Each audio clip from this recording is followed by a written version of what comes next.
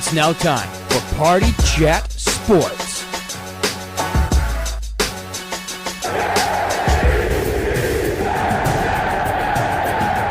The only thing else I got to say is, how about them Cowboys?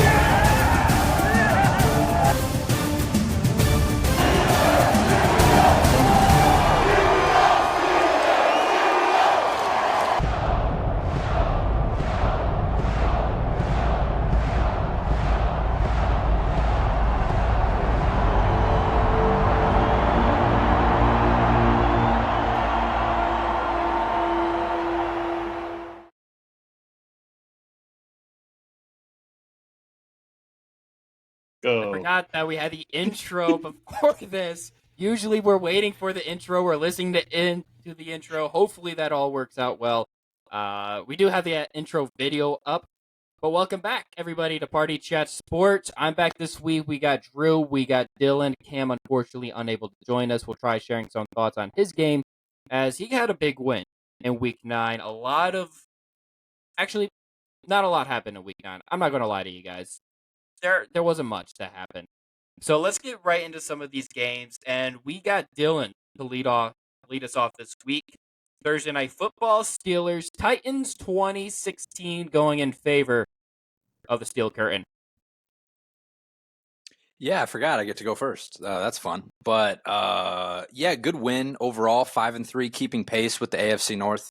I just keep praying for the Ravens or the Bengals or the Browns to lose, one of these weeks. But it just seems all of the teams keep winning, as we kind of predicted in the preseason episodes. And we kind of all were like, after week 1, we were like, oh, maybe the AFC North's trash. And then after week 2, we were like, AFC North's kind of trash. And now here they are. If the season ended today, all 4 teams would be in the playoffs. I don't think a lot of people are surprised at this point about just the competitiveness, again, of the AFC. And the Bengals are back, sadly. But we'll get to that in a second. Steelers did win, though. Rookie quarterback, prime time against the Steelers. They have like one of the worst records ever. There's rookie quarterbacks in prime time, I'm pretty sure, winless, maybe one win. There was a stat Kirk Herbstreit said during the game, but good win overall. Defense got the job done again. Offense looked really good on the very first drive. Drove all the way down the field, put up a tutty, and then just didn't do anything again until the fourth quarter, as they usually do. And like I've said, they're only good when they have the ball, when they start a drive with the ball inside their own 5-yard line or in the fourth quarter. And the fourth quarter drive just so happened to be inside their own 5-yard line. And the fourth quarter, they go down. Kenny throws another go-ahead touchdown pass in the fourth quarter. Kenny clutch.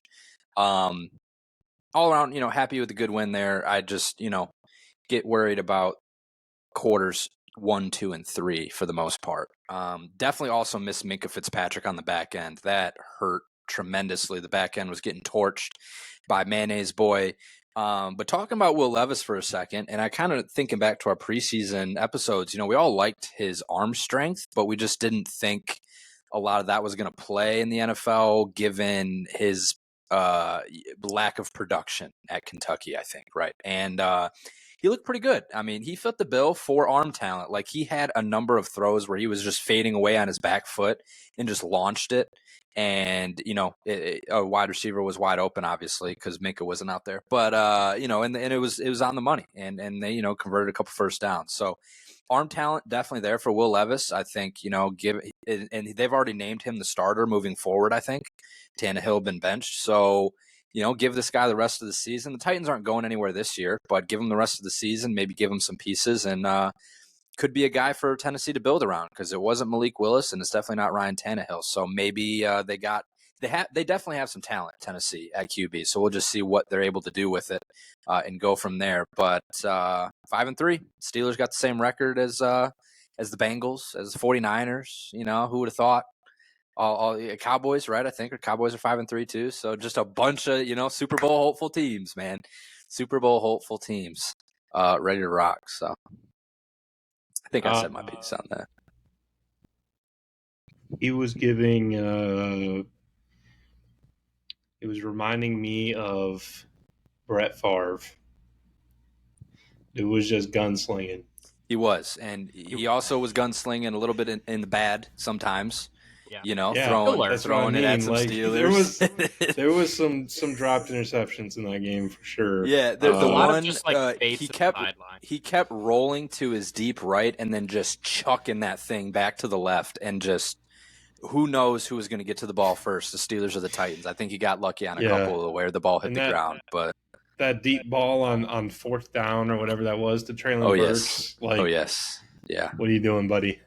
had the slant open on 4th and 2 for the first down, like going over the middle, and he just throws one up down the sideline, 50-50 ball. He's like, all right. Which, if he can figure that stuff out, he'll be good. But he can throw it. He can throw the ball down there.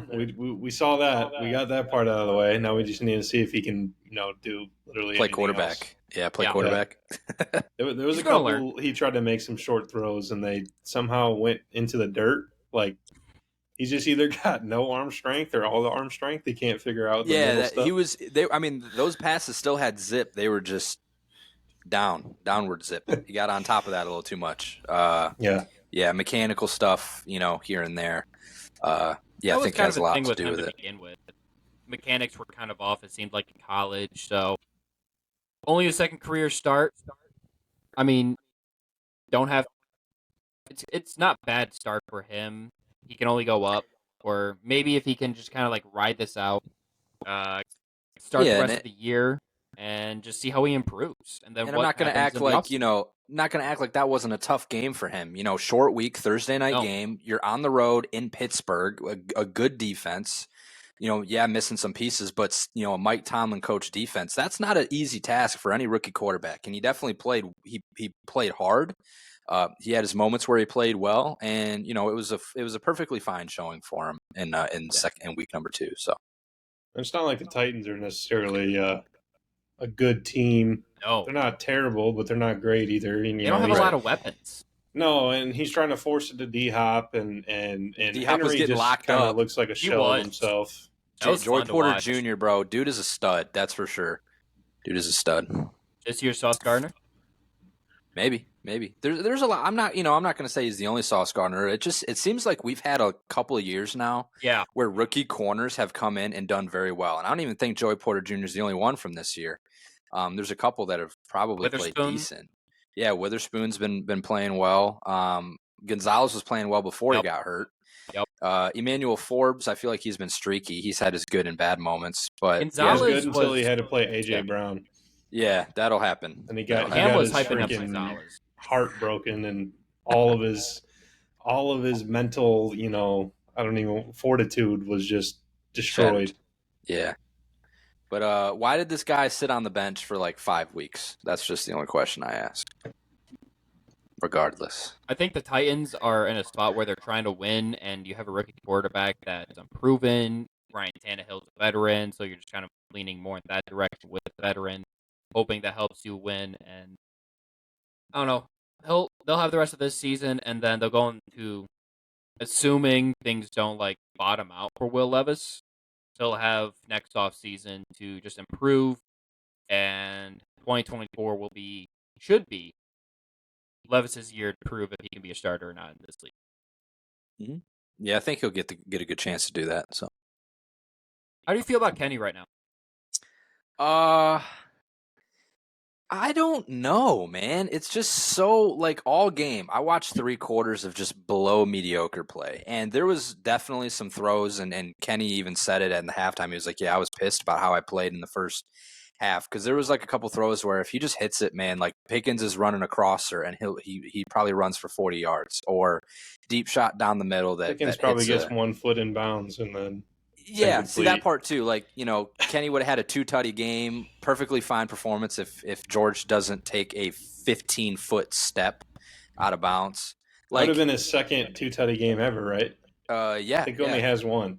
Yeah, he does not throw multiple touchdowns very often. And, a lot of the blame in the past has gone to Matt Canada, rightfully so. That Thursday night game, Matt Canada actually called a really good game for the most part. Just missed execution. Like, Kenny missed a couple throws, yada, yada, yada. But then he comes in, and in the fourth quarter has the highest QBR in the league, or one of. Just his money in the fourth quarter. It's extremely frustrating to watch. I don't know why he can't just do that for the first 3 quarters. But at the end of the day, at least he is that. Like, he has something that he is good at. Like, fourth quarter, he's money. Dropping deep balls in the bucket, week after week, getting the go-ahead touchdowns, leading the league in fourth quarter passing touchdowns with below 5 minutes since last year. So, like, it's frustrating. He has his good moments, he has his bad moments, and the inconsistency is all over the place. And granted, apparently he was playing injured, like, had the rib from the week before. Didn't know if he was even going to play on Thursday night. He was wearing this big, bulky, like, QB jacket, kind of prohibited or whatever movement. Not that that's an excuse. It shouldn't be. He's still got to hit some passes. So I don't know. Tough to see, and could be worse, right? Could be Zach Wilson. So it's true. So, you see, dude, all the shots are going to come out today. You see Mike Tomlin's comment when asked about Kenny's QBR in the first three quarters, and he's like, "You see his fourth quarter QBR?" Yeah, I didn't see that exact quote, but I'm not surprised because, his fourth quarter QBR is absolutely money. It's electric. So, and at the end of the day, winning is what matters in the NFL. So he's good at that. He's like the anti-Justin Fields, right? Justin Fields put up a bunch of numbers, but has an absurd QB record. And Kenny doesn't put up out of this world numbers, but he's, a winning quarterback. And in the fourth quarter always comes through. So let's see if I can get this. We're going to try something here. Oh, go for it.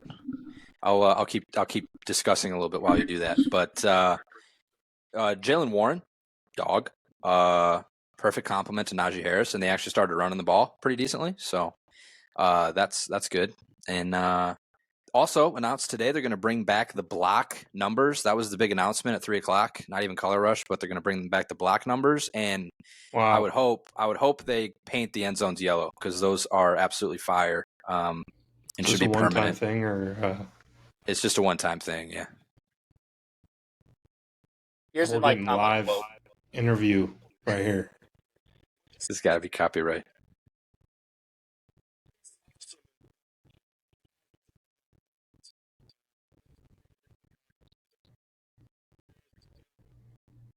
True.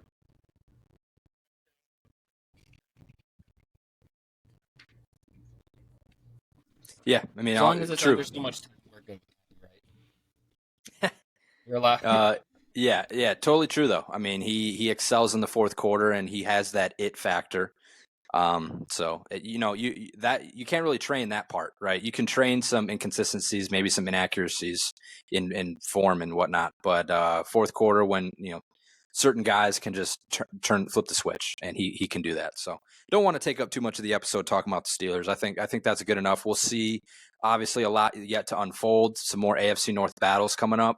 And I think as that division starts to play itself, and we'll see that this week, Cleveland and Baltimore playing each other, a game Baltimore probably should win. But we'll start to see this division unfold and beat up on itself a little bit for the next couple of weeks, and then we'll see where things are sitting after that. Agreed. I think we are ready to head overseas. First Frankfurt, Germany game. Miami Dolphins, Kansas City Chiefs. I'm sure the over-under on this was like 49.5. Definitely under. Was underwhelming offensively. Miami Dolphins are frauds. Kansas City might be a little fraudulent. They need help. The Dolphins been over should have signed Martavis Bryant. Facts. They should have made a move at the deadline or something. I think it's been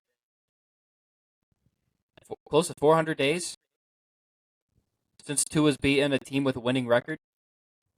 You should know. It's something like that. It's ridiculous. This team reminds me of the Eagles 2021, where every team with a winning record that they played, they lost. So every team with a losing record they played, they won. And the Eagles, the Eagles lost to the Buccaneers in the playoffs that year. And it was like Jalen Hurts' first year playing. That's what the Dolphins kind of remind me of, except they're more electric offensively. They put up more points. They're more fun to watch. And this is a team where come playoff time, they're going to be tired. I don't trust the Dolphins to win a playoff game. November 7th, 2023, that's my stance on the Dolphins. They'll make the playoffs. they will not win a playoff game. They don't have the ability to do so. They just can't win those big games against teams that are, when you're that good or as good as some people think you are, you're supposed to win more than just the games you're supposed to. You're supposed to win some games that maybe you aren't supposed to, if that makes sense. So winning some of these games against teams with winning records, they need to be able to do. They haven't done it. I think they're fraudulent. Yeah, they might be. They probably are, actually. I'm also it's a weird. Jets fan, so Yeah, that probably plays a part. But like, it's not. This Dolphins team is very similar to the Dolphins team last year, and I think last year they had that same problem where they were electric, could light up the scoreboard against bad teams, and then every time they played a primetime game against a good opponent, they lost, or Tua's head exploded, one or the other. So, they fell apart at the end of the year. Yeah, and it's just very interesting, like, because they'll put up 70 on Denver, and then Tua doesn't even throw for 200 yards against Kansas City. Actually, Mahomes and Tua both under 200 yards passing, which was a crazy box score to look at on Sunday morning when that game was over. But it's weird. Dolphins are weird. There's another team that are like that too, I think, that we'll come to. Who could that be? The Bills, probably. It's Cowboys, but it might be a little similar. Yeah. Any thoughts on the Dolphins, Drew? I picked the Dolphins to win because I didn't think the Chiefs were very good either, and feels like they're due for some losses here. Yeah, bad season. They just lose to the Broncos. Yep. Yeah. Dude, I'm telling you, man, the Bengals are winning the AFC, and it's just, I'm so upset about it. I'm so upset. They had a chance. On that topic right there, somebody texted me earlier that one of their friends suggested or said Bengals Ravens AFC Championship game. I'm like, they are the two best teams in the AFC right now. It's possible. If Lamar can figure out how to beat Pittsburgh, they'll make it. But Lamar can't do that at the moment. They don't need to figure it out. Listen, if they play each other in the wild card, but no, I think Pittsburgh will play Jacksonville in the wild card if they make it. That was my prediction last week. But those are the two teams right now. I think people are underplaying and not giving the Ravens a lot of credit for how they've done this year. They've just been clawing together some wins, really impressive wins. Kicked the Lions absolutely just to the curb, just stomped them. Are we on the Ravens? Let's just jump to that game. 37-3. Let's do it. Yeah, I'm over the Chiefs and the Dolphins. They dismantled the Seahawks, who I also think are fraudulent in the NFC. Like, they had a 5-2 record, and I watched them play the Bengals, and they had that game in the bag. And lo and behold, Seahawks blow it. Geno Smith's not that good. Bengals win, and they start their 4-game winning streak or whatever. They continue it. It really pissed me off. So I'm a Seahawk. I am a certified Seahawks hater right now. You can put me on the list. I don't care. They keep playing bad. But again, Baltimore stacking wins. I mean, if they would have caught 4 passes against the Steelers, they would have won by 40 points. So that's an asterisk loss on their schedule, and pretty much everybody else they've handled pretty well. They're a good team, plain and simple. Lamar's got to stay healthy. He's had some problems doing that the past couple years. And they can make a run for sure. Who else do they have? Do they have the Bills or have they played the Bengals yet, or they still have to play twice? They played the Bengals. They beat the Bengals 27-24 week 2. Yeah, that was when the Bengals were still in their fraudulent phase that they've been doing. All right, so here's Ravens' upcoming schedule. They host the Browns this week. Then they play the Bengals again. Go to the Chargers, host the Rams, go to Jacksonville, go to San Francisco, host the Dolphins, host the Steelers. So there's a couple of games. That's a lot of interesting games, actually. Yeah. It could be favorable. Just 2? The last 3 games, I think, is interesting. I don't count the division games as being interesting. They're going to have to play those anyways. But seeing people that they don't play all the time. Interesting games, though. And it's part of that stretch. They're interesting games. The last 3 games, it's 49ers, Dolphins, Steelers. When all 4 AFC North teams are in the playoffs, man, when they play each other, that is an interesting outcome, regardless. There's a couple teams that maybe shouldn't be where they're at, but we'll talk about that later. We already passed them, bro. We already passed the Steelers, bro. Or the Browns. You must be talking about the Brownies.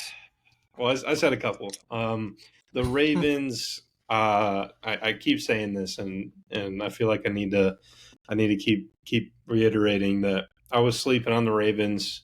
They keep whooping on playoff hopefuls, and we're at a point where we can't keep sleeping on them. So wide awake on the Ravens. They're looking good. Their defense is playing. I don't know. It feels like they're playing better than people are giving them credit for. Yeah, like I don't think there's a lot of. Maybe there is. No. Maybe I'm not on the right side of the media.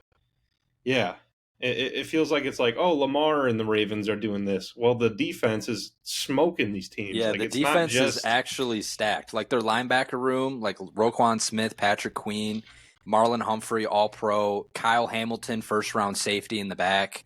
Their D-line's stacked. I know they got a couple of top picks there, and they always have a good D-line. Like, yeah, that defense is electric. I mean, I'm not going to pretend like it's not. Like, it's definitely up there. So, it's a good team. It's an AFC North defense. It's just going to smack you in the mouth. It's tough to play in the AFC North. But the Ravens, they are tied for the best record in the AFC right now. Yeah. The only defense I think that's better than them is the Browns. Yeah. In division. There could be more. The Browns are definitely a better defense than them. I think the Browns have the best defense in the league. And it will be interesting to see. It will be a good matchup this week.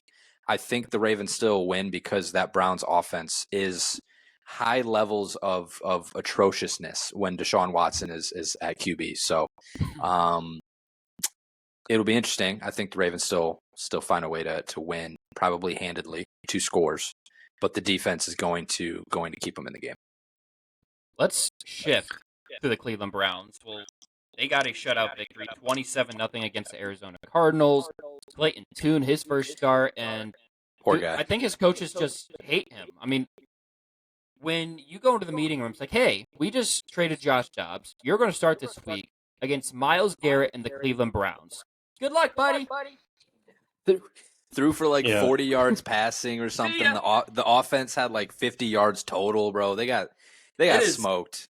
And in our fantasy league, we have bonuses to the defense if they get 0 points allowed and less than 100 yards. It's huge bonuses.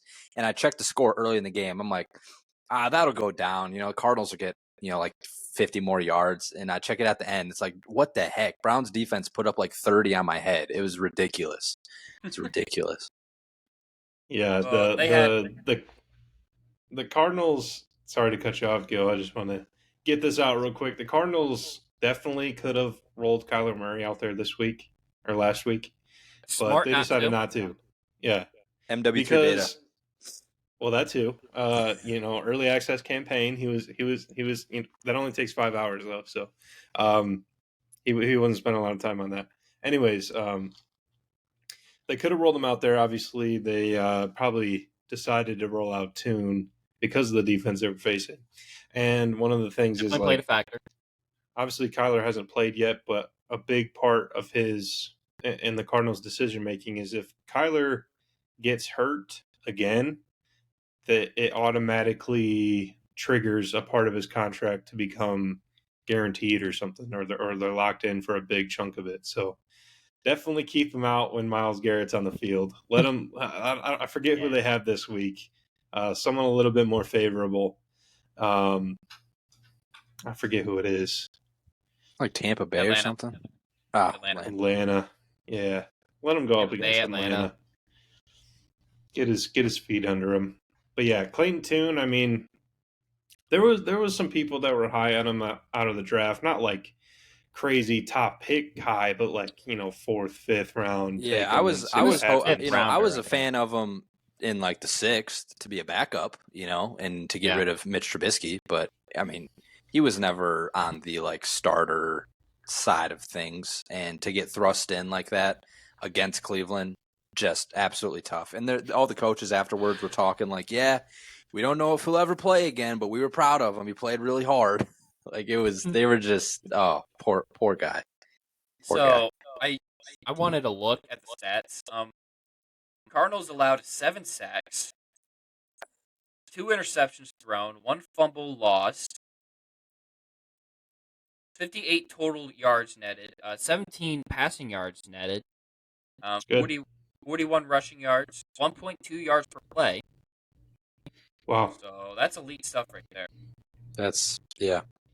That was one of the worst performances we've ever seen from the NFL offense. I can't think of one worse.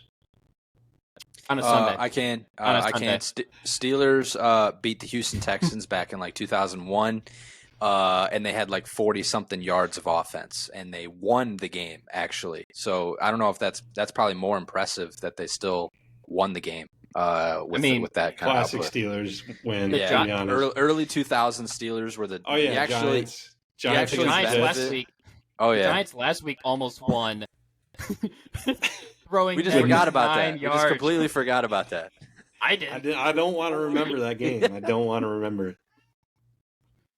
All right. So let's get to a game that I'm actually a little sad that Cam isn't here because he deserved this one. He was given a lot of shit last week. He was given a lot of shit, and honestly, had I been here, I would have piled it on too. I'm not gonna act like I'm the bigger man and say like, oh no, I would have laid it into him as well. Like, no, what he was saying was idiotic. I just want to clarify. If Josh Dobbs was in the conversation, it would have been a different answer. But this was about Jaron Hall, 5th round, whatever QB, same guy as Clayton Tune. I just want to clarify that makes a significant difference. But keep going, Gil. But what a win for the Vikings. What a win for Josh Dobbs. Coming in, didn't even practice this week. He's on the sideline telling the offensive lineman, hey, this is my cadence. This is what you need to look out for. That was actually crazy. That was his first snaps were on the sideline right before he went in the game. Right. That's the first time he probably looked any of those players in the eyes. Like, hey, I'm your captain now. And good for him, honestly. Josh Dobbs. Kind of hard for a defense to game plan when the quarterback's just running around. I mean, he's just playing recess. Right. That's all Josh Dobbs is doing. I do want to clarify that Cam was mad when Josh Dobbs went into the game. And I was like, congratulations, you just won. Because Josh Dobbs is the man. Steelers Nation loves Josh Dobbs. And even in the post-game presser, Josh Dobbs shouted out Mike Tomlin. Love the guy. Josh Dobbs could come back to Pittsburgh, and I would welcome him with open arms. Just an outstanding dude. And he's going to Mars in a couple of years. So that's pretty cool, too. Is he going to Mars? I thought he was just going into orbit. I don't know, man.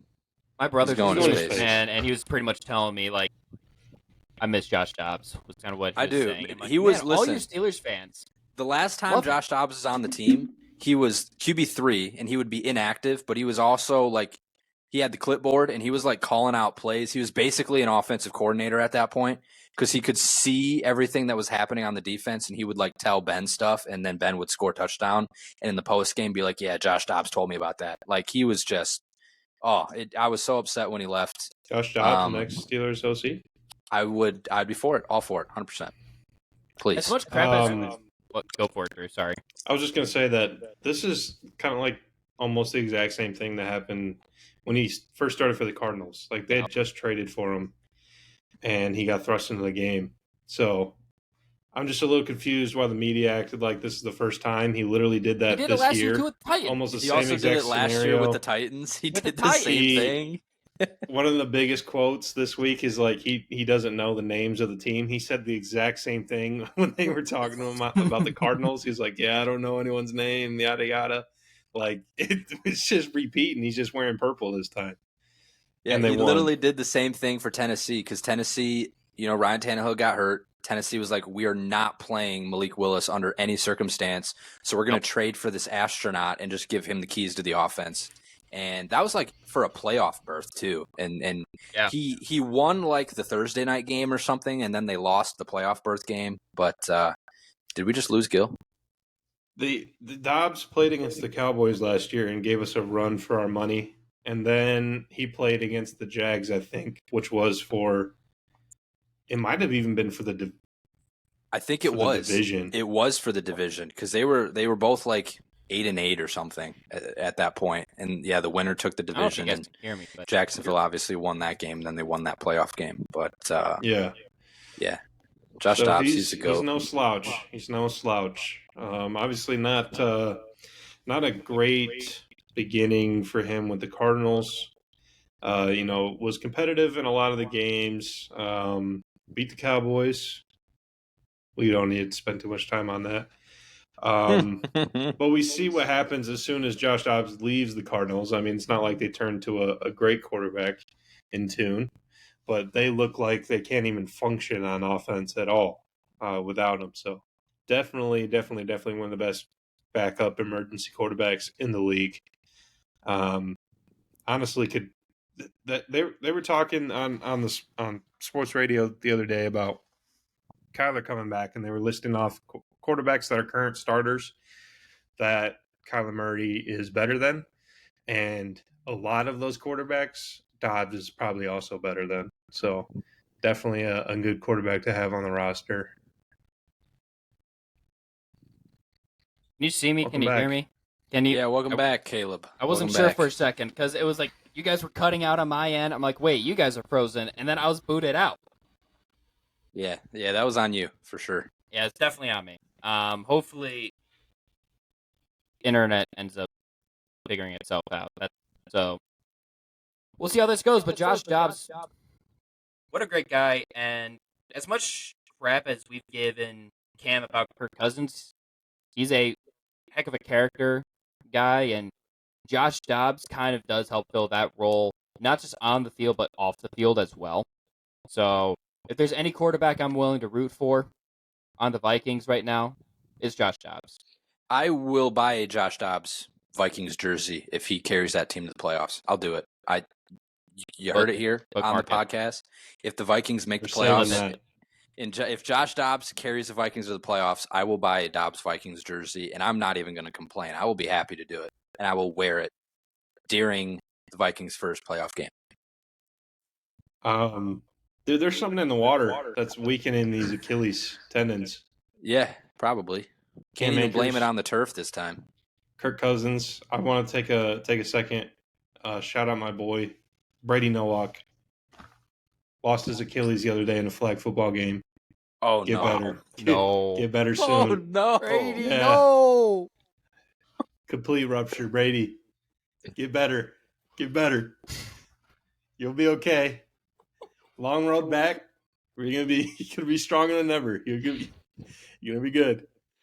Yeah, you and Cam got to be careful, man. You and Cam got to be careful. It might be time to just hang him up, bro. Just hang him up for the season. My knee piece is a little sore after our last game.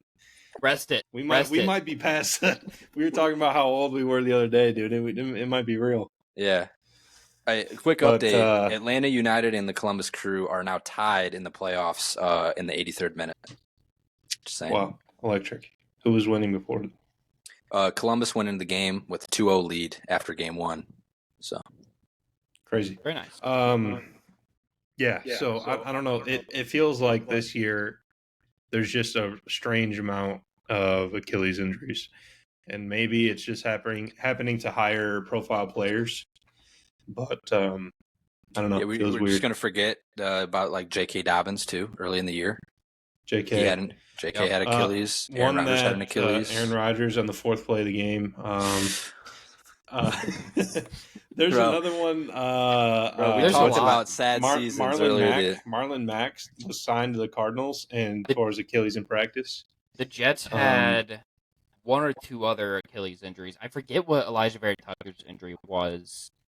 That's crazy. I feel like every year has a theme. Like last year, it was like hamstrings. I feel like hamstrings kind of this year too. Concussions. Like concussions last year were huge. Like a quarterback concussions actually. Like Kenny had a couple.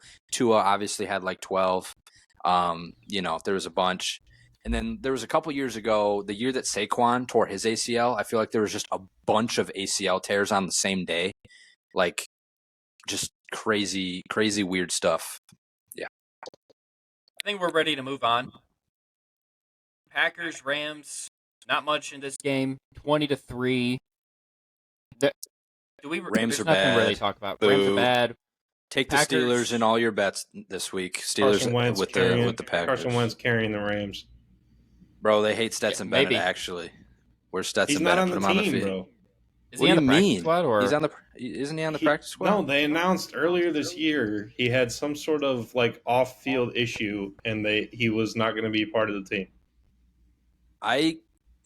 This is the first I'm hearing of this. And they either moved him to some special list or they released him. I'm pretty sure. Hold on. Jeez. What's the word? Man, my man fell off the face of the earth. Oh my gosh. Earlier this season, McVay announced that Bennett would be away from the team due to non-football related issues. McVay told reporters, "I'm not ready to say that he won't be back with us at all this year, but it's probably less than likely that he would be." Bro's in AA for sure. Doing well, yeah. Probably. I don't know. Okay. He better start applying to State Farm. He's going to sell a lot of insurance in Georgia in a couple of years. Besides that, I got nothing to say on Packers and Rams. Move on. This game was really exciting. Maybe the best game of the year so far. I don't know. 39-37, Houston Texans getting a huge win against the Tampa Bay Buccaneers. C.J. Stroud cementing his spot as the offensive rookie of the year. Best passing yard, or the most passing yard ever for a rookie quarterback.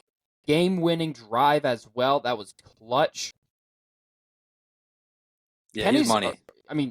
Kenny's a good quarterback, but he's no C.J. Stroud. Hey, what's the strays for, man? You know what's coming. C.J. with more touchdowns than Kenny already. Matt week Canada. 9 of his first year. It's week 9 of his first season. Matt Canada. Come on, man. That's the excuse. They've played. All right, Kenny has 1-2 touchdown games. CJ just threw 5 in a game. Bro, Kenny's got 5 this year, man.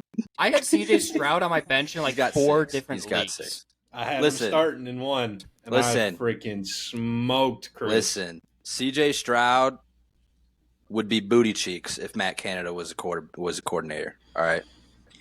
On the other hand, Atlanta United just scored in the 88th minute. Dang. That's gross. On the other hand, CJ Stroud is the GOAT, and I think we already said this. Okay, comparing the two, it's apples and oranges. Okay, CJ Stroud was a consensus top pick.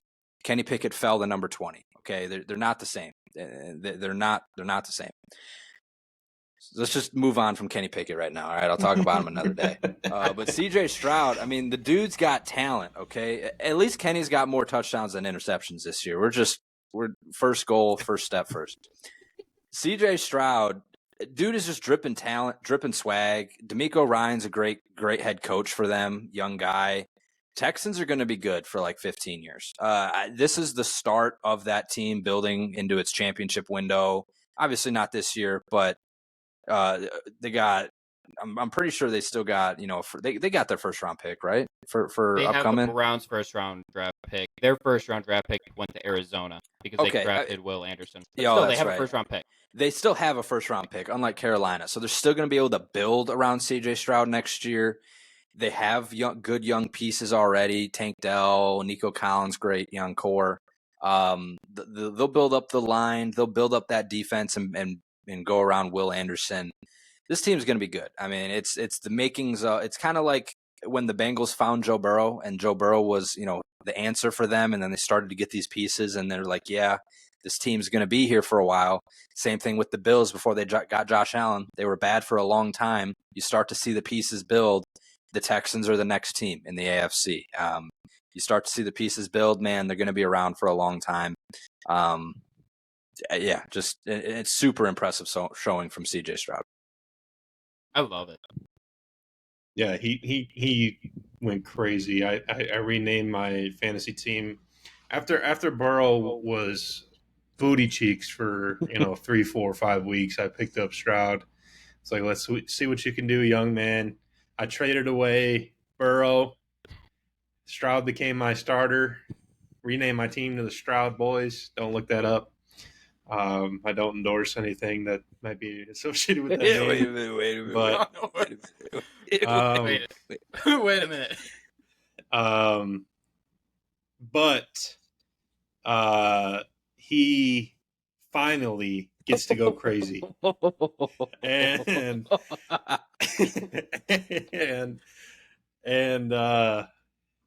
what is I going to say? Oh, yeah. Freaking last week, they lose to the Panthers. I'm like, dude, that was your chance to, like, solidify your offensive rookie, like, best quarterback in the draft, going head-to-head with Bryce Young. And then he turns around the next week and he throws 5 touchdowns, 470 yards. The game winner. Fourth quarter, 40 seconds left on the clock. They had 2 timeouts, but still last minute drive for the win against the Bucs, they're not a shabby team. That's a pretty good team. Baker's not bad. They're fine. They're fine. They're fine. They're mediocre. Great performance. He I mean that. I think it was to Nico Collins, one of his touchdowns. He did like a little shimmy and just threw a freaking dot into the end zone. Maybe it was to Tank Dell. Just absolute beautiful balls. And oh, Pause. Anyway, time out. Rewind. Absolute beautiful throws.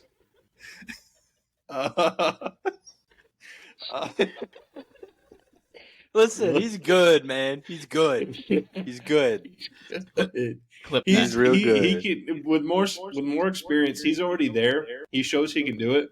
With more experience, he could be the best pure passer in the league. With more experience, he could work his way into that conversation. Mahomes is the best quarterback to ever play the game, but Stroud is very talented. I said pure passer. Yeah, Mahomes is a good passer. A lot of what makes him great is what he can do on the move and just freaky stuff.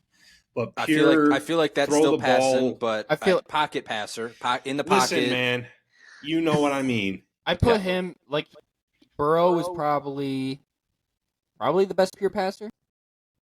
If that's what you're going with right now, so no, because he's more pure. It would have been probably Healthy Rodgers. Yeah.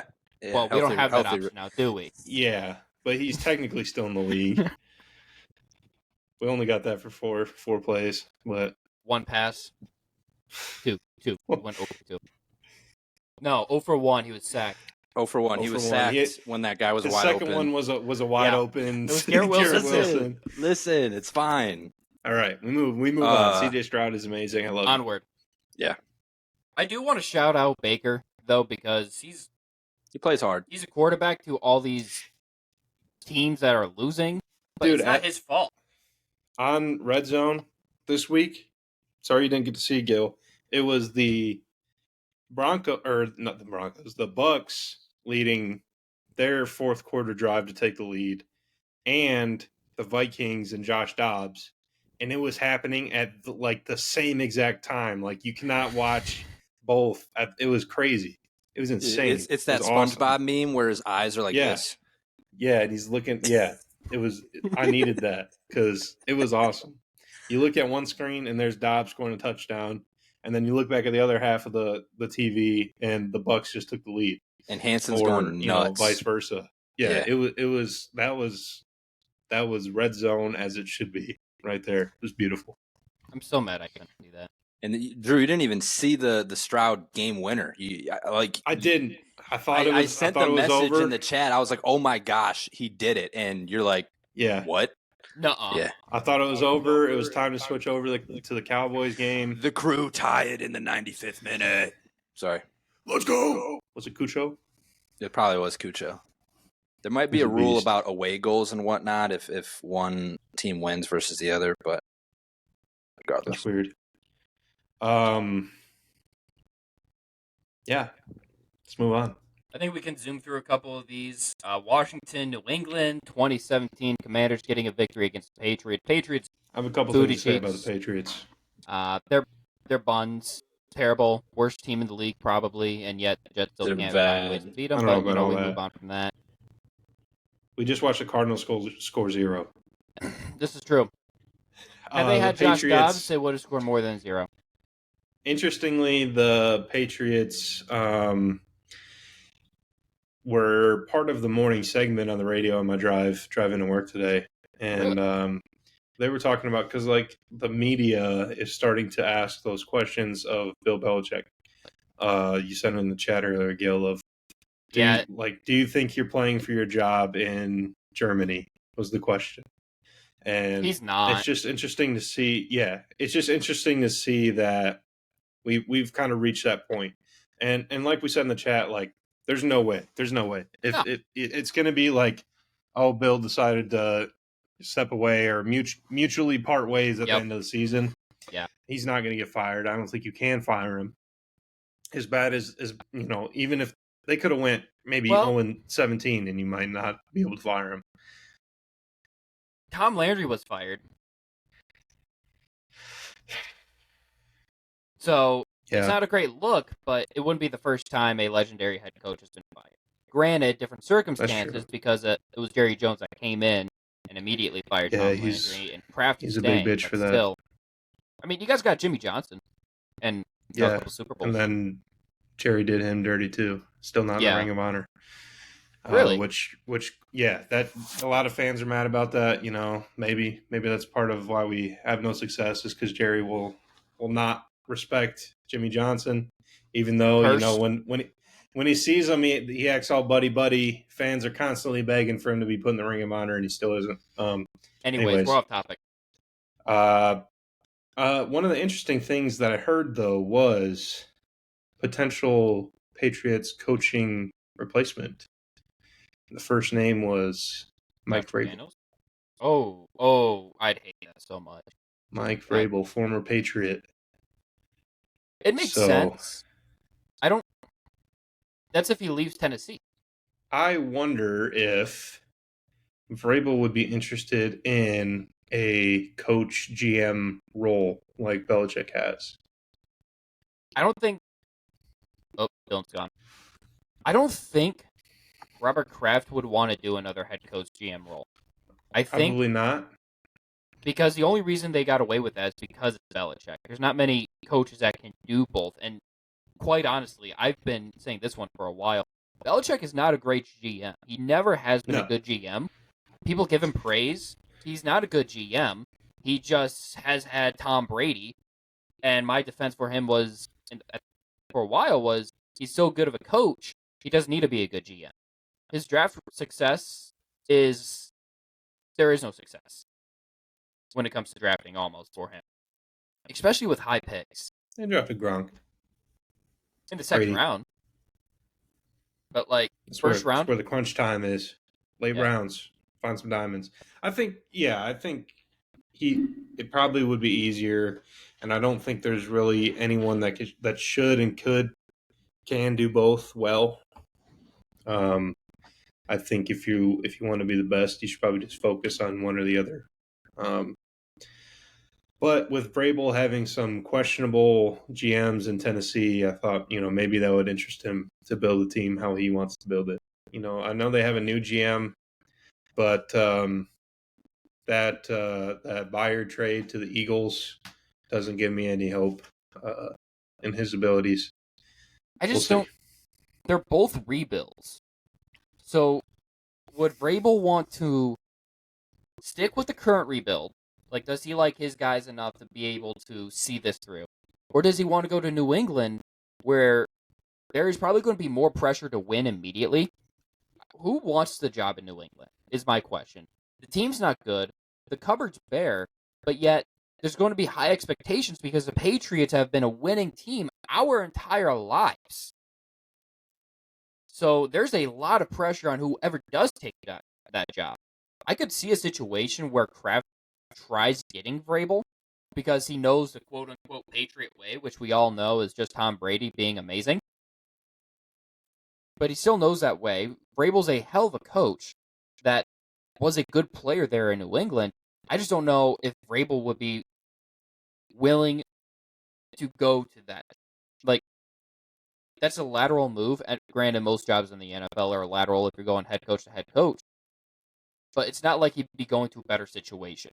Honestly, I think the situation would be worse, and the pressure would be there would be more pressure for him. Maybe.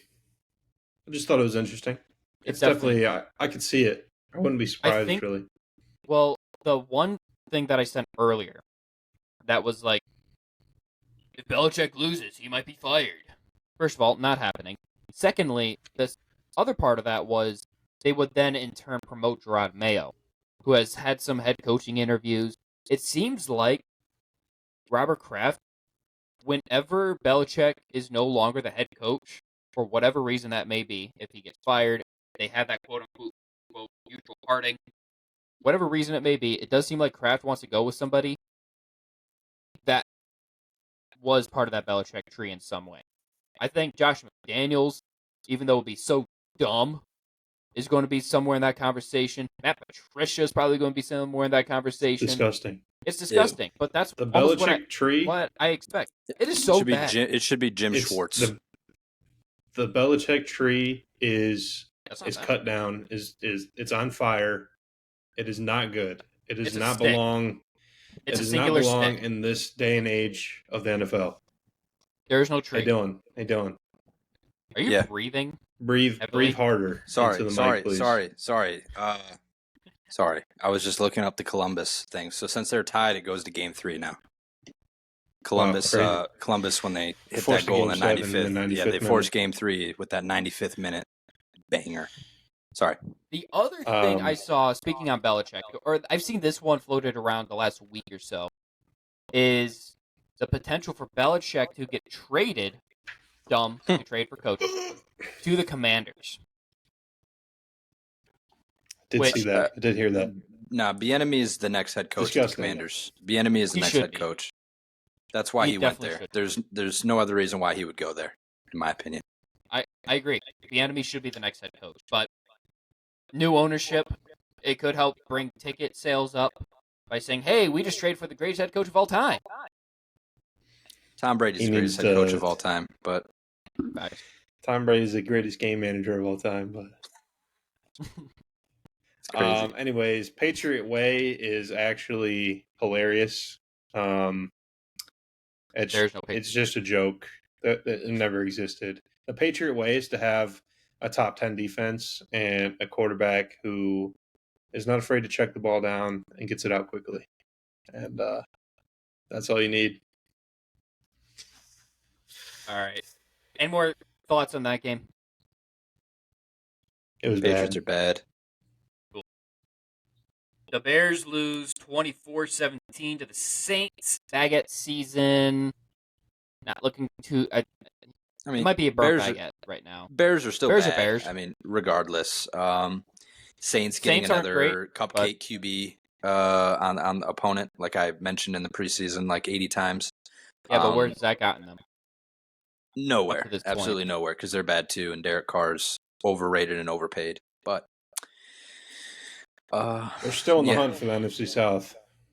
They are. They're leading the NFC South is the anti-AFC North, where all the teams are bad. I want the Buccaneers to win that division, honestly. Yeah, I got no problem with that. It'd be good. That's for kind of my top pick right now. Let's take it easy on Baguette here. He's a Division II quarterback, went undrafted, and now he's starting against a Saints team that's not terrible. He had some bad throws. He has some bad moments. He also has some not so bad moments. 2 touchdowns.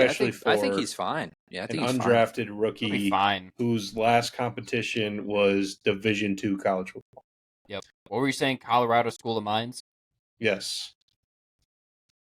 That is quite the jump from Colorado School of Mines to the Raiders and the Saints. All right, so if you're the Bears, once Fields is healthy, what do you do? I have no idea. The way it's trending right now. I think you have to play him.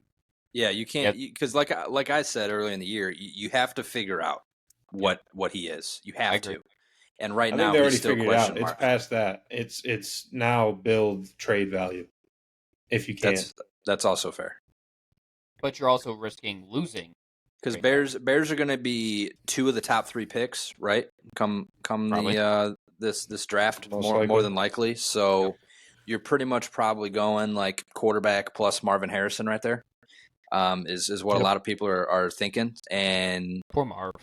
Yeah, Badgett, Baguette, whatever his name is, he's building good backup quarterback experience and value. Like he can probably be their QB2 for a decade if they want him to. Just getting him some reps early, and yeah, Fields, I think you're looking to turn into a profit, and it's kind of sad, knowing all of us knowing who Fields is and was in college, what he's turned out to be. I think we were all a little bit incorrect on our take on that. Also, probably a lot of that is to blame of the organization he was in, not being a good one for young quarterbacks. That's usually a big problem. Yeah, most of the time it feels like the good quarterbacks go into solid organizations or at least solid situations. Maybe the Houston Texans aren't that great of an organization, but with DeMeco Ryans and the new culture they built there, it's a pretty good situation. So Lamar Jackson was the last quarterback drafted in the first round, and he went to the Ravens, won an MVP, and now the Ravens, I mentioned earlier, possibly being in that AFC Championship conversation. Granted, that was so. If the Bears take Caleb Williams and give him 5% of Chicago in the key to the city, he will probably flame out. You're gonna cry in the stands. Yeah, he's gonna cry. He's gonna cry when the Bears lose. Cry in the locker room. Yeah, he's gonna cry when the Bears lose by 30 points in Week 1 against the Packers, when the wind is like 40 miles an hour, and he can't throw a spiral. Yeah. That's a conversation for another day, but that was pretty soft in my opinion. All for cry with your teammates. I feel like you guys played together. You shared the emotion of the game. Take it to the locker room. Maybe off to the side of the field, but you can't hop in your mommy's arms in the stands and start bawling your eyes out. Tough. That's a tough look. Man. Now, if it was like, listen, if I lost to Phoenix too, man, it'd be tough. Yeah, his last game, like college game ever, then the national championship, whatever. maybe not a random game against Washington when you already have they have already 3 losses. They're done, bro. They're done. It was already over. Bro's gonna be playing in the Liberty Bowl at the end of the year. Well, he won't be playing. Their backup will be playing, but whatever. Yeah. So speaking of first round or first overall picks, this year's first overall pick, not looking good. Panthers lose 27-13 against the Colts. I took the Panthers this week because I figured there's no way they end 1-15, 1-16 this year. I figured they're probably going to get another win or 2, and this seemed like their best chance to get it. I was dead wrong. That's on me for being the only one to take the Panthers this week. It's my bad. I should have known better. Should have been smarter. And Colts are okay, but I think this was more about how bad Bryce Young and the Panthers are as a whole. It's not just Bryce Young. He's also not adding anything right now. Yeah. Real quick on the Colts, I kind of mentioned this a couple weeks ago, with Richardson down for possibly the year, it's kind of a throwaway season for them, trying to build for the future. Carolina, though, that's a tough spot to be in when you're, what are they now, 1-8, don't even have their own first round pick. Your roster isn't that strong. Your first round, like the guy at quarterback, is not playing well, getting much outplayed by the number 2 overall pick quarterback. The head coach kind of made some comments that I read an article in Bleacher Report that was about coaches on the hot seat. And one was Frank Reich. And part of that article was about how Frank Reich, even though he was hired before the draft, didn't really have a say in what quarterback they picked at number 1. And the call for Bryce Young pretty much came from the owner, from ownership. And, so he wasn't super thrilled about that. And so he's just working with what he's got. And Bleacher Report said, their guess is that Frank Reich and the Carolina Panthers part ways mutually before the end of the season, because Frank Reich doesn't want anything to do with the dumpster fire that he is heading up captaining right now, and they're bad. So, yeah. I did see that there was some lack of communication or lack of agreeing on where to go with number one. David Tepper is kind of he wants immediate results too. So being 1-7, David Tepper might fire him after 1 year, or maybe even not give him the full year.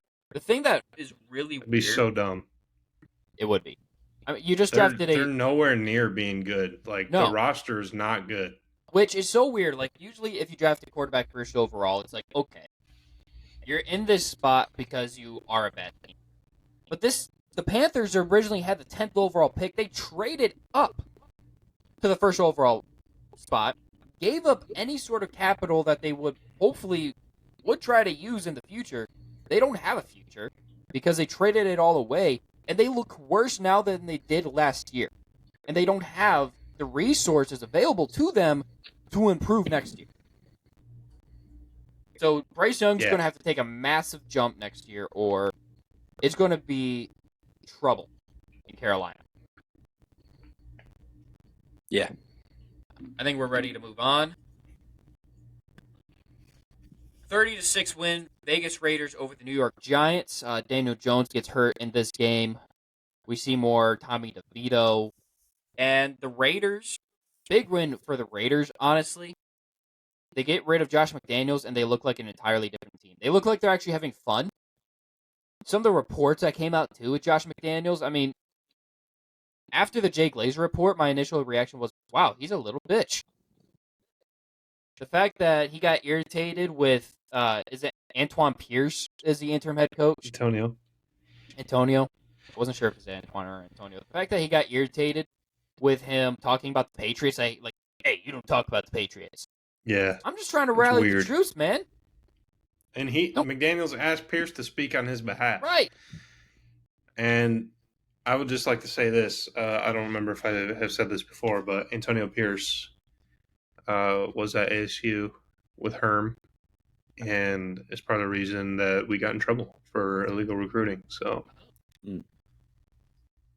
not a lot of Antonio Pierce fans here in the Valley, but I wonder why. Cannot deny that they looked much better against a terrible Giants team. So, but still, they looked miserable before against bad teams. So at least they looked not dead.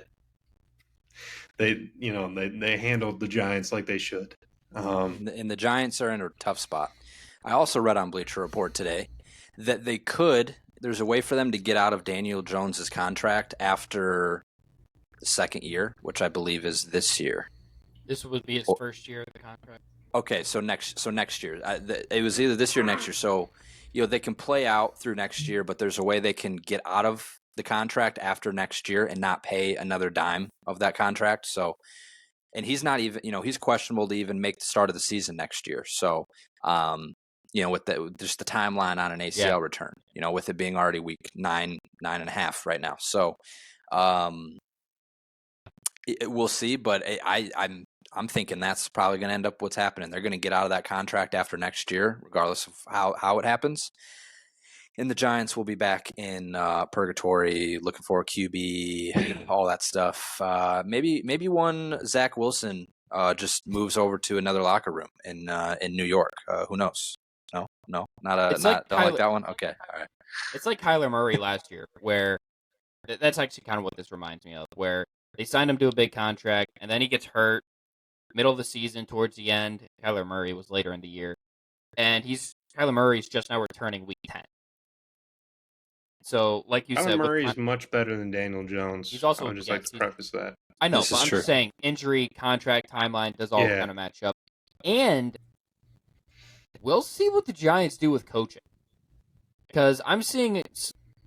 There's some disgruntled Giants fans out there in the Twitter sphere. Not happy with, last crazy year's that head he coach won of the head year. coach of the year. Yeah, crazy that he won that, actually. But the way that I don't think it is. I think you had to give it to him. because the Giants were really bad before, and then all of a sudden they play pretty good. They make the playoffs. Mike Tomlin has been absolutely screwed out of that reward. No one cares. ESPN said he's the front runner for that award right now, doing what he's doing with that roster at 5-3. Just saying. Sorry, had to get on my soapbox. But Brian Dable about to go from head coach of the year to head coach somewhere else. Fired. Maybe. That'll be interesting to see. All right, Drew. 20-23.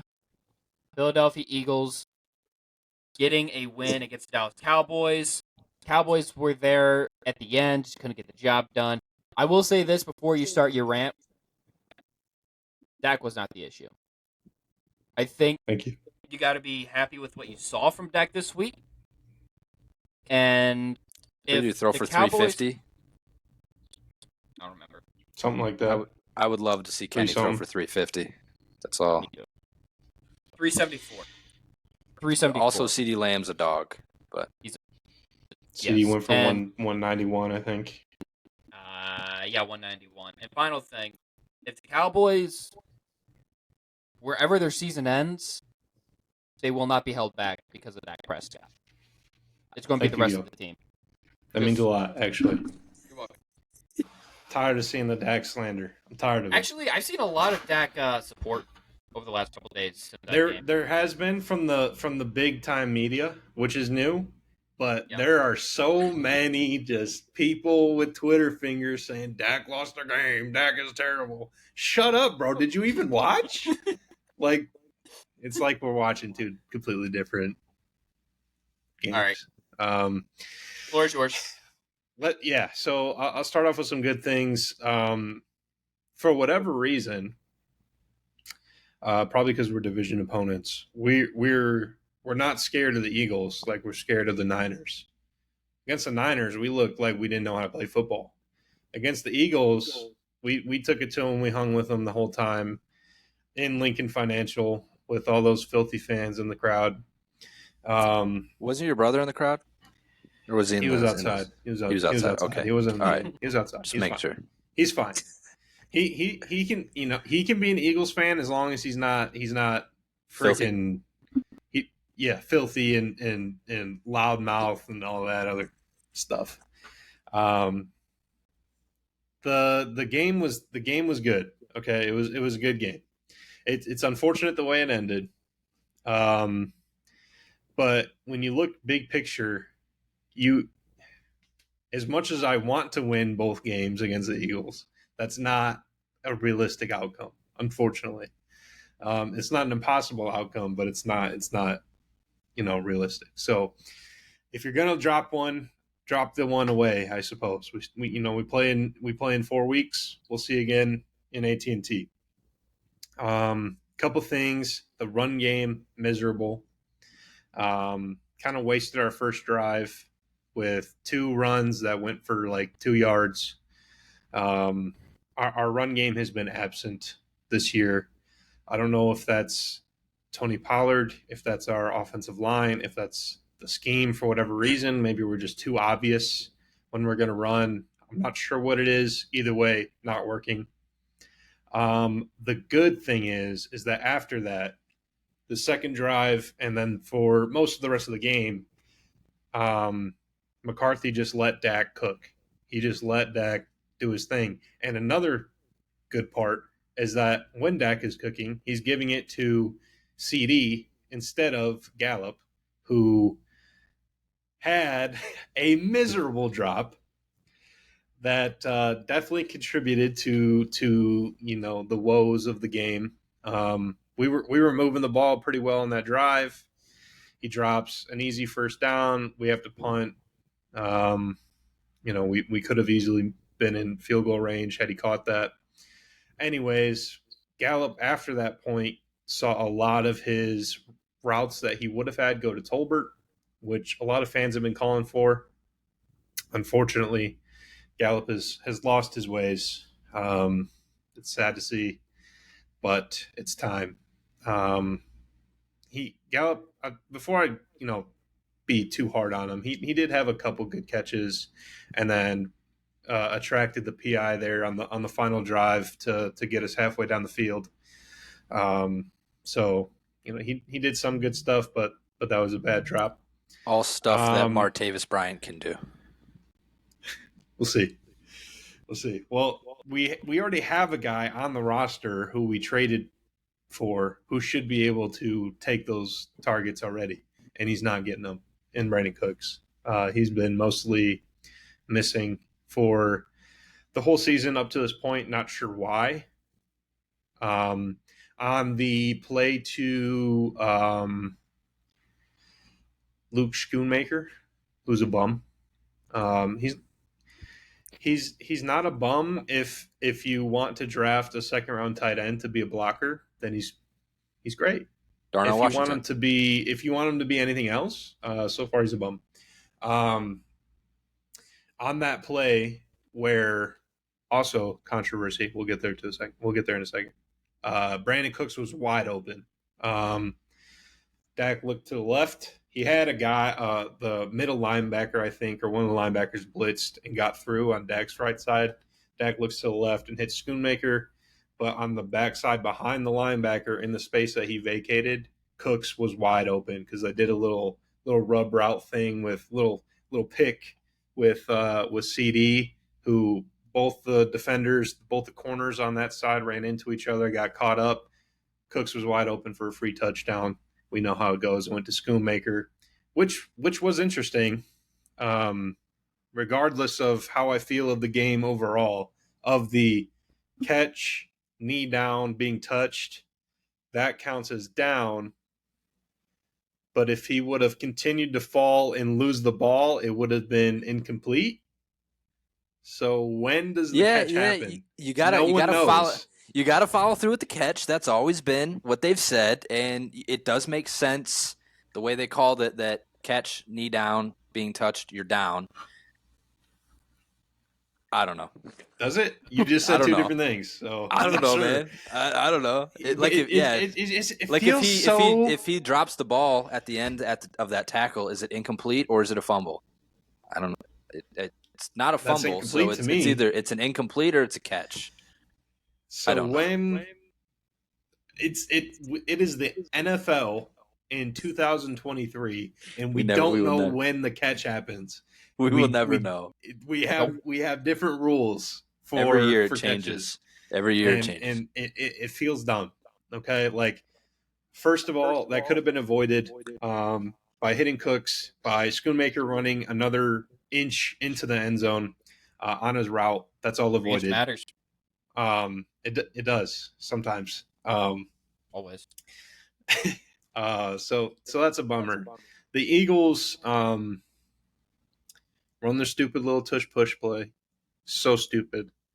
On the first drive the Eagles had, the Jalen Hurts ran to the sideline and got tackled, and the refs spotted it about 1.5 yards closer to the first down line than it should have been. I thought McCarthy was going to challenge. He didn't, because it was a bad spot. It was really bad. That gives them the tush push. They get a first down. They end up scoring on that drive. He did have a nice throw to Devonta Smith. I'll give him that. That was good. It was good coverage by Bland. It was a good throw. I'll give him that one. Other than that, though, it felt like we should have won. Yeah. Dak goes out of bounds on a 2-point conversion. Yeah, that changes the game right there. That changed the game. That turns the final drive into a Hail Mary requirement instead of a field goal. Yeah. That game would have been in OT, probably still right now on Tuesday. That's a big miss. Freaking Gilmore getting a pass interference on that against AJ Brown was miserable. That was terrible. Gallup gets punched in the throat towards the end of the game. Pick up the flag on that, though. That doesn't count. I don't know why they picked it. Like the flag was thrown. Yeah, that was interesting. Three fumbles fall to the Eagles. Like, it's just, it wasn't meant to be. I think it's back to your I'm glad original we fought point. through all of that, and we're still in a position to win the game. It didn't happen. You have Terrence Steele being a terrorist on the right side of the line. He actually might have bet on the Eagles. I don't know what was wrong with him. I hope we left him in Philly. Toss him to the Wolves. That was I sent it in the chat. He had like a 15 pass block grade. That's bad.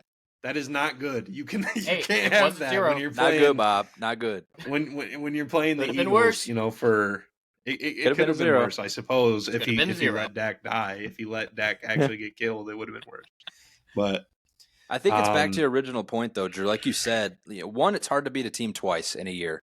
Yep. And just thinking, where this team wants to be, where Dallas wants to be at the end of the year, it's especially hard to beat a team 3 times in a year. So, there's a chance you're going to have to play them 3. So there's a chance that not only you're going to play again in a month, there's a chance you might play again in the playoffs. And, I said, I don't know if it was to you guys or to my coworker, but I will pick the Eagles 10 times out of 10 over the Niners. If we got to choose our playoff matchup, I'm choosing the Eagles every time. I'm not scared. Yeah, that makes sense. Yeah, that makes sense. Whereas the Niners have our number for some reason. We've already seen this season that you guys match up better against the Eagles than you do the 49ers. We've already seen that live. So they were both losses, a good game. but you match up better. There's a lot more I could talk about. It was a good game at the end of the day. Eagles get the win. Sirianni's still a bum. I hate him. He is a clown for sure. We'll move on to the next one. We'll get him on the next one. Fingers crossed. Our little Cowboys curse gets them. We need them to drop a couple here.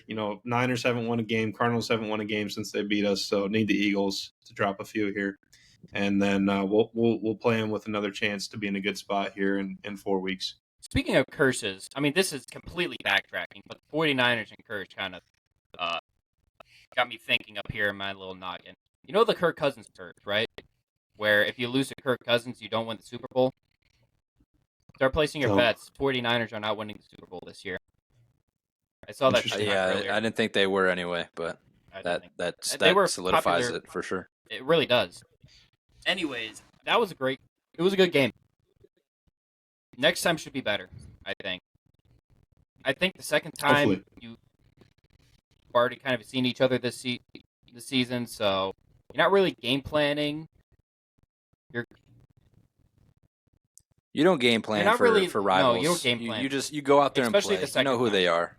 You know who they are. So every year should be good. Why don't we move on? Though? Yep, we got 2 games left. Buffalo Bills frauds losing 24-18 on the road to Cincinnati. Bengals are here. The Bills are in trouble. That's my takeaway. The Bills. Dylan said this in the summer that Josh Allen will not be a Buffalo Bill. And what'd you say? What was the timeline? 3-4 years? Yeah, I think it was by the end of his career. I thought. At some regardless, at some point he will not be a Bill, especially because Cincinnati owns Buffalo for sure. I mean, they might blow it up after this year, depending on how things go. Buffalo has killed, or Cincinnati has killed Buffalo in recent games. So take it easy. Say it, bro. Listen, Cincinnati's back, man. It breaks my little heart. But Buffalo's in trouble. They're not good. They're good enough to win games and to not have a good draft pick, and they're not good enough to win the Super Bowl. So they're in a real tough spot. Purgatory. Roster is getting worse every year. Eventually you're going to have to talk. You always have a chance when Josh Allen's on the team, that people like to say, about good quarterbacks. But when the rest of the roster is not good and Josh Allen has not played as well as he has shown that he can in prior years, there's going to be talks of blowing the whole thing up. Especially if they, like first or second round exit in the playoffs this year. If they miss the playoffs, they're not that even. That would be crazy. That would be crazy. Yeah. Josh Allen. Are they not in the playoffs right now if the season ended? Didn't you already know that all 4 AFC North teams are in right now? I knew that. I just didn't know if they were winning the East right now or not with Miami. No, I didn't remember. Dolphins. Josh Allen has like the highest QBR or the highest quarterback grade this year, which blows my mind. Which is like, weird. It doesn't look like it. Yeah, but if it the just goes to show how bad the rest of the team is when he's playing like that, apparently, and they keep losing to good teams and bad teams. I think they do somehow keep they keep getting injuries on their defense that they really need to not happen. Oh yeah, like Tre'Davious White again. So they also, I don't know what the Bills do. Maybe they're kind of they used to remind me of the Cowboys. Now they're reminding me of a certain team that wears purple. They're getting. It might be entering blue purgatory here. If they don't have a run game. Figure something out.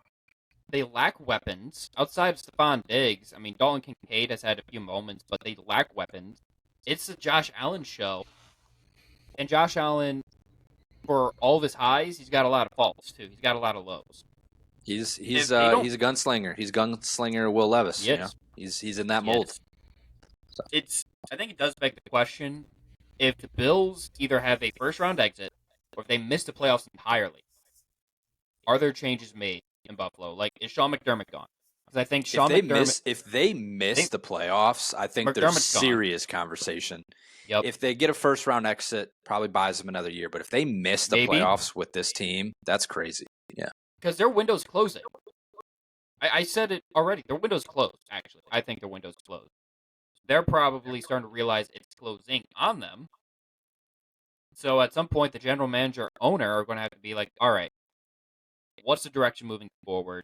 If we get rid of the head coach, what are we doing at quarterback? I think that's what my prediction was. Josh Allen was going to be like a Russell Wilson, Aaron Rodgers, a Brett Favre type deal where he gets traded, because his team just ends up being bad for a while. I think that was Matthew Stafford. I think that's where a part of my prediction came from. Yeah. I would not be surprised. Depending on how things play out, I'm not making the prediction entire. I'm not saying up front that Josh Allen's going to be traded this offseason. But if this trend continues with Buffalo and they somehow manage to miss the playoffs, I wouldn't be shocked. This year's too soon. I mean, I think that prediction's still a couple years out at least. Maybe. But, yeah, we'll see. We'll see. And Bengals are here. Or if they somehow figure out how to win one Super Bowl, then he finishes the rest of his career like Big Ben did in Pittsburgh and do absolutely nothing for like 15 years. I think I picked the Bengals to win the Super Bowl on our podcast. I don't remember in the preseason. I think you did. Probably took the Chiefs because it's easy. I think you did. Yeah, because I think I took the Bengals and you took the Eagles, Dylan. Yeah, but I think that was our Super Bowl matchup. That was our Super Bowl matchup, I think, was Eagles Bengals. And our winners too. Like, you're right. I think we did swap rivals. So, boy, I'm looking dumb. It's looking good for me. I think the Bengals are back. I think even though the record doesn't show it, they are, depending on how they stack up with the Ravens in their next rematch. That'll probably be for the best AFC team. A good litmus test. So we'll see. We'll see when we get to that point. But they look good, and their stadium was sick with the orange and black stripes. However, they planned that out. For whatever reason, the broadcast, the orange was just, I don't know. It was the most beautiful orange on their helmets. I don't know if it was the light, the broadcast, something was hitting right, and the Bengals look good. I swear, Sunday Night Football, everything looks better. Like, my favorite highlights. It's extra HD, man. It's extra HD. Those lenses on those cameras are better. Yeah, but they got 45K is what they got. Every time I watch a highlight or some sort of clip from the Jets Chiefs Sunday Night Football game, I'm like, ooh, that is gorgeous. The field, the jerseys, the uniforms, it just pops better. NBC does a great job. It's like going outside on the first day of fall. Everything's crisp. Feels good to the eyes. Absolutely. All right, Gil, let's get to your shenanigans. Jets. Gil, before you get in this rant, I know I don't want to steal your thunder, but I just want to say this. And the Jets defense is amazing. You've played great against every team except for the Cowboys. We kicked your ass. Anyways, that's why you want to say that. That felt unnecessary. Imagine that amazing defense with a Hall of Fame quarterback. That would be insane. You'd probably be the best team in the AFC right now. Bro, you in the literally NFL, have the first. bro. In the NFL, they'd be the best. You literally have the first seed. You'd have a first round bye right now. Don't think I haven't thought about that. Just. Do you think God stays in heaven? Because even he is too embarrassed to watch New York Jets play offense. Because it is that miserable. It is atrocious. It is garbage. What the fuck is this? Whoa. Yeah, it's bad. Like, it is... It's bad. They should have lost last week. They gave up negative 9-yard passing. I don't know where to start with this. The Chargers come in with a 32nd ranked defense. So on paper, it looked like the Jets matched up well. On paper, with the Chargers. Great defense. We saw that. And if there was ever a time for the Jets offense to look like a legitimate offense, not some Big Ten West bottom feeder, this was a week to do it. Because the Chargers, again, 32nd ranked defense, they were traveling across the country. It was home. It was under the lights. You had everything. Like, ow.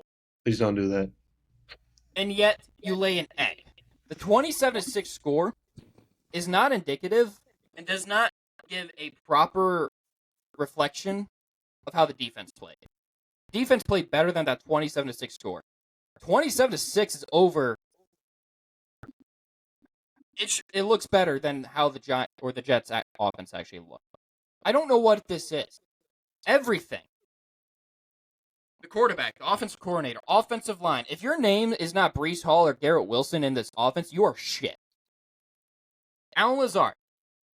I was given a lot of crap by one particular person in this group for wanting DeAndre Hopkins, for wanting another weapon, because I was quote-unquote greedy. The Jets have Garrett Wilson. They have Alan Lazard. They have Mecole Hardman. And I said, I'm pretty sure I said it on here, that's not enough. Alan Lazard is a number 3 at best. Mecole Hardman was a backup slot receiver. He was kind of in that role. We needed another guy, and we saw that last night. For all of Zach Wilson's faults, which there was a lot. There is a lot. Wide receivers can't separate. Wide receivers can't catch the pass. Alan Lazard had more negative plays than he did positive. And that's weekly. The offensive line, I don't know what to say about the offensive line because they're constantly injured, they're constantly battered, they're constantly mixing pieces around. They're playing guys out of position, out of necessity at this point. So yeah, they're going to stink. And then you have Zach Wilson back there. Yeah, he's not throwing interceptions, but he's fumbling the ball, he's taking sacks, and when that dude takes a sack, he takes a sack. Dude loses 20 yards on a sack. It is wild. Get rid of the damn ball. It's not. Just get rid of it. What are you doing? Intentional grounding, Gil. Come on. You have the arm strength.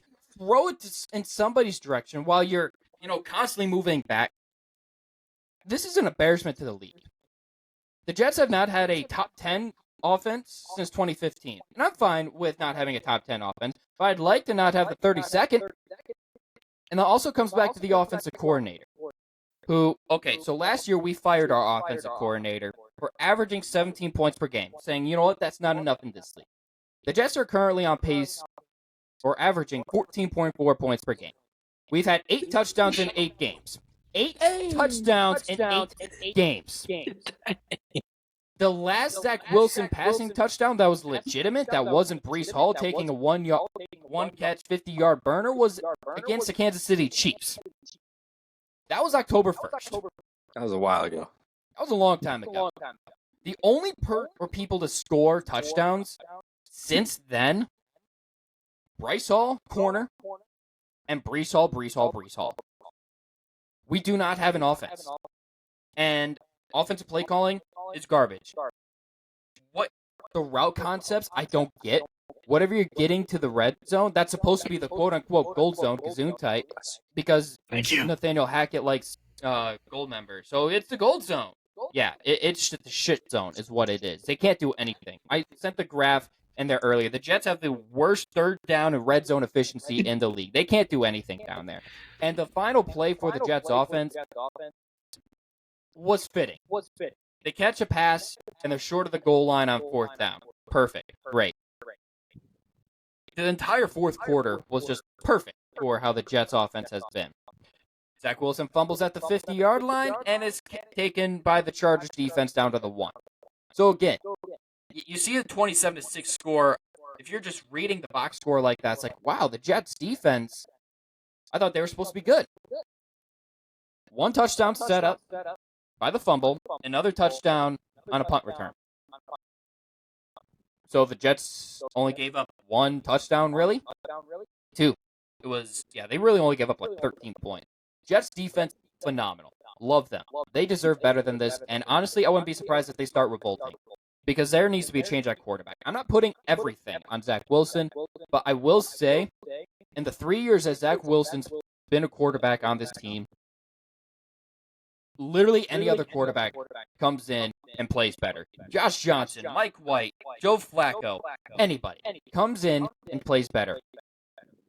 Bring up Trevor Siemian, who's still on the practice squad. Trevor Siemian and Zach Wilson both started 30 games at this point. Zach Wilson has he's thrown 21 touchdowns. Trevor Siemian has scored 42 touchdowns in 30 games. Literally double the amount of touchdowns that Zach Wilson has scored. Zach Wilson does not generate points. Sure, he's not turning the ball over. That was a big thing with him. Big whoop. His internal clock, if we're all Eastern Standard, that dude's in Mountain or Pacific time with his internal clock. It is back. It is behind. Hey, Drew. It is so off. And bench him. And I think some of the comments from Robert Saleh are telling. Where he's on the Michael K show in New York. They call him. It's like, and they straight up ask him, why don't you go with Trevor Siemian? And his response is, I plead the fifth. Not good. That's not what you want to hear, man. That's bad. I want to touch on that a little bit just real quick. On the PFF podcast I was listening to today, they were thinking of, like, I think it was Trevor Sikkema. He was trying to think of why they would be doing that. And the only reason was they were trying to have some sort of trade value for him, and they're kind of ruining that now. Gone. There's none. There is no trade market for that. There's none. It's a pick swap. It's a pick swap, and you got to give them your 6th and Zach to get a 7th. You got to trade down. Somebody, honestly, take the rest of his contract or whatever he's got left and just say bye. We somehow have managed to get worse after our bye week. Like after the Giant or the Eagles win, it was kind of like, all right, we have the bye week now. Perfect timing. Let's fix this. Let's fix this. Trade for this. Let's address this. What'd they do? Nothing. Not a damn thing. Instead, they go out. They tried to get Adams. Yeah. And that was the Raiders' fault, but whatever. If you're going after Devontae Adams, you're realizing that you have a problem at wide receiver. Why not try making a move for somebody else? Hunter Renfrow, right there. Or, I don't know, literally anybody with hands. I would have traded you Matt Canada. That might have helped. Maybe. I mean, he might be a better offensive play caller than Nathaniel Hackett. That's crazy. It might be true. It's wild. It's sad, but true. There's so much wrong with this offense. And you made the comment about if Aaron Rodgers were here, we'd be better. I'm not going to lie. We would be better if Aaron Rodgers was the quarterback. Probably. How much better? I see the weapons. I see the receivers not separating. I see the offensive line. If Rodgers was playing behind this offensive line, I'd be worried. Granted, he tore Achilles with our original starting 5 after 4 plays, so he was behind this. We would probably be in first place in the AFC East. I don't know where else we would be though right now. I don't know if we'd be the best team. I mean, we probably would be in the Chargers though. Probably would be in the Chiefs. So I think with an average offense, you're one of the best teams in the league. With an average quarterback. That's what we learned last year. When everybody was chanting Mike White, Mike White, Mike White. Was Mike White great? No, but he was average. It's crazy that there's no issue with average. It's crazy Zach Wilson was still the backup plan after last year. That I don't get it. You spent all this time going after Garrett Carr, and you're out in public having dinner with him. You have a highly talked about, anticipated trade with Aaron Rodgers, and yet Zach Wilson's still the guy? You didn't bring anybody in to compete at the very least? Teddy Bridgewater was out there. Hell, I would have rather Carson Wentz at this point, who just signed with the Rams. Jacoby Brissett was out there. Get somebody that has thrown touchdown passes. You know what? Josh Sure, Dobbs. maybe. I would have loved Josh Dobbs, dude. If Josh Dobbs was a quarterback, we would have beaten the Chargers. If literally I take most backups in the league and think that we could have beaten the Chargers last night. With how the defense played and the self-inflicted wounds. I mean, when Garrett Wilson fumbles the ball, it's going to be a bad day. But hey, we finally had a roughing the passer call go in our favor for the first time since 2021. Granted, the next play was that Garrett Wilson fumble, but hey, positive, right? God, I don't know why. Damn team. I don't know why Mason Rudolph is not a New York Jet. That's crazy. He's just sitting on our bench Wilson doing should nothing. be in a Trey Lance role. He should be the emergency third quarterback on the roster at most, and Zach Wilson learn. He has his moments. So if you needed him in a pinch, he might be fine. Because he has executed like the hurry up stuff. Okay. He's better with that hurry up instead of like the actual like going with the flow of the offense. So if he was in that emergency quarterback role, I think he'd be okay. Where if you needed him to come in a pinch, he might help. But he's not a backup in this league, let alone a starter. And the Jets need to. I don't know. Someone is telling Robert Saleh. Can't do anything. No, we can promote Trevor Siemian, and that's something. Just keep us afloat.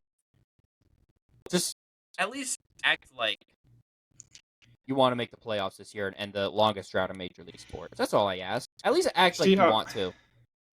This is what's confusing to me is, Zach Wilson he had that Chiefs game, and everyone was like, wait, maybe we were wrong. Yeah. But what's he done since? We've got Rodgers doing his little like, I'm going to come back this year.